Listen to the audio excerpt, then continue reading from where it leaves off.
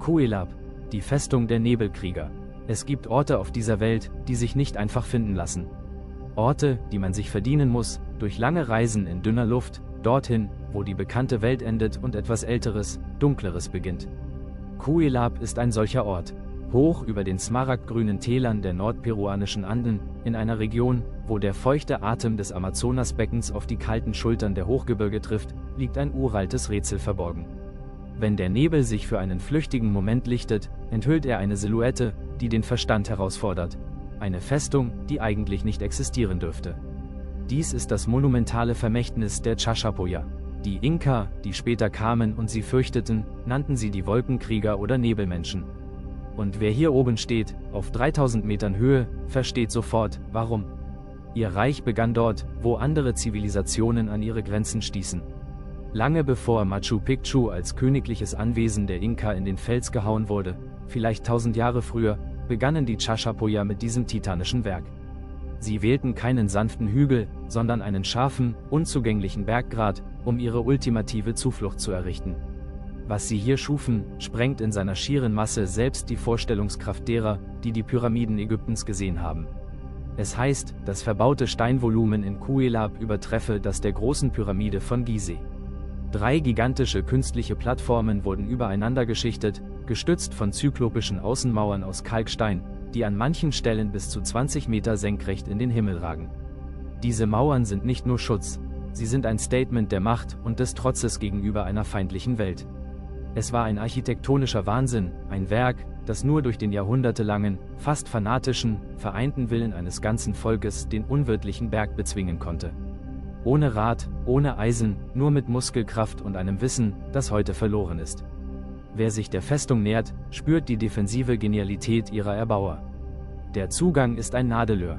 Man schreitet durch eines der wenigen, trichterförmigen Tore, sogenannte Embudos.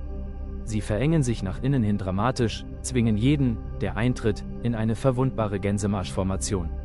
Ein genialer, tödlicher Engpass, gebaut, um jeden Angreifer zu zermalmen, bevor er das Innere auch nur erahnen kann. Wer durch diese engen Tore tritt, lässt die Gegenwart zurück und betritt eine vergessene Welt. Im Inneren der gewaltigen Mauern öffnet sich eine Stadt, die der Dschungel über die Jahrhunderte langsam, aber sicher verschluckt hat. Hier schlummern die steinernen Fundamente von weit über 400 runden Häusern. Anders als die rechteckigen Bauten der Inka, bevorzugten die Nebelkrieger den Kreis. Warum? Um den peitschenden Winden auf dem Grat besser zu trotzen? Oder war es ein Abbild ihres Kosmos, eine spirituelle Notwendigkeit? Wir wissen es nicht. Heute liegt ein dichter, feuchter Teppich über dieser einst geschäftigen Metropole. Moos polstert jeden Stein, uralte Bäume wachsen aus den Ruinen der Häuser, ihre Wurzeln umklammern das Mauerwerk wie knöcherne Finger. Bromelien leuchten in den Astgabeln, und wilde Orchideen blühen im Schatten der einstigen Tempel. Der Nebelwald umarmt die Steine, als wolle er die Geschichte vor der Außenwelt schützen, sie konservieren in einem ewigen, feuchten Dämmerschlaf. Manche Mauern sind noch immer mit den rätselhaften Friesen der Chachapoya verziert, geometrische Rautenmuster und Zickzacklinien. Manche sagen, sie stellen die Augen des Pumas dar, andere sehen darin stilisierte Blitze. Cuelap ist mehr als eine Ansammlung von Steinen, es ist ein gigantisches Fragezeichen.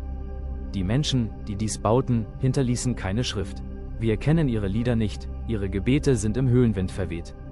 Wir wissen nur das, was ihre Eroberer über sie berichteten und was die Archäologie mühsam aus dem Boden kratzt.